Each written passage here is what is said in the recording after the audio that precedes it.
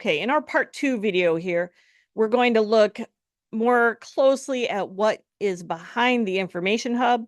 It doesn't really have this curving that you'll see here. This is just a really aggressive pano, so it's distorting it a little bit, but it will suit our purposes to be able to see what collections we have back here.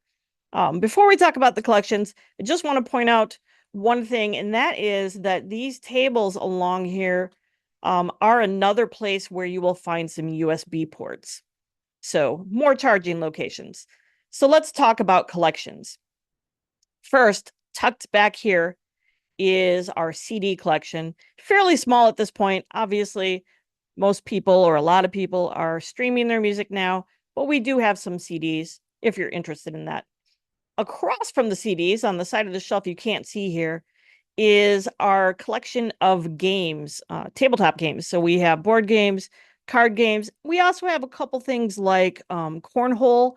So these are things you can play in the library if you'd like, or you can take them, check them out and take them away with you to go play in your dorm room or at home, whatever.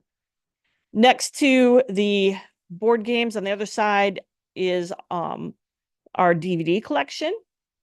And then we have this table here is our new nonfiction. Again, just like with the new fiction in the previous video, these items will be here for 3 months once they first appear, and then they will move off to their permanent locations. Back here is a nursing collection. If you happen to be going in nursing, trust me, you will probably be using the materials over here. That also carries on to one side of this shorter shelf here. On the other side of it is our small, at this point, audiobooks on CD collection. By the way, if you do still want to use audiobooks on CD or music CDs, we do have a CD player you can check out if you want.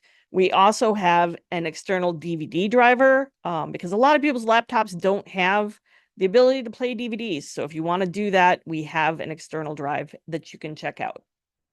Across from the audiobooks, you will find our career collection, books about specific careers, general career fields, as well as things like how to look for a job, how to write an effective cover letter and resume, tips for interviewing.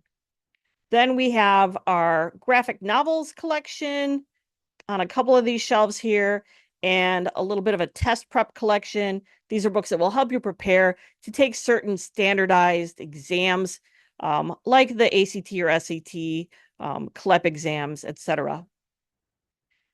We have a children's collection, and then we have popular nonfiction. That just means these are some of the nonfiction books that you might be a little more likely to read recreationally versus nonfiction that you would read for research purposes.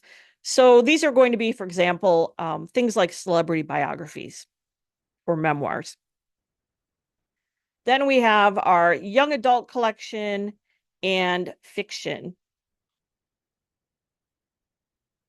Keep in mind that you may assume that something is in young adult, but it's actually in fiction or vice versa. So you will want to, if you're not finding it in one place, you might want to check the other collection. Also, one thing to watch out for is that all across the library on the shelves, we tend to do this. We pull certain books aside and put them on display. So don't let that confuse you. You could be looking for a book and be like, it should be right here. It's not here. Why isn't it here? I looked in the catalog. It said it was available, but it's not here. It could be just because, oh, it's over here. But there are also some other possible reasons. Maybe it just got checked in and it's still sitting on the cart. It just hasn't been shelved yet. So regardless of the possible situation, if you have trouble finding anything or you just want help finding something right from the start, just grab somebody from the information hub. We'll be happy to come out and help you with that. All right, let's zoom back out a little bit here, and you can see a little more closely the quiet study room that I mentioned in the first video. And then tucked around the corner back here behind these shelves is another seating area with some of those more comfortable chairs and a couch. That couch is the number one place in the library to find somebody sleeping. That's also where our bird watching station is.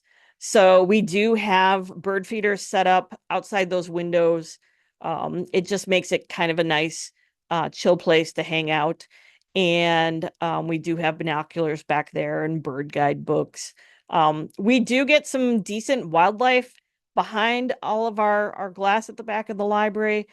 We just had a deer right up at the glass the other day. We get cranes sometimes.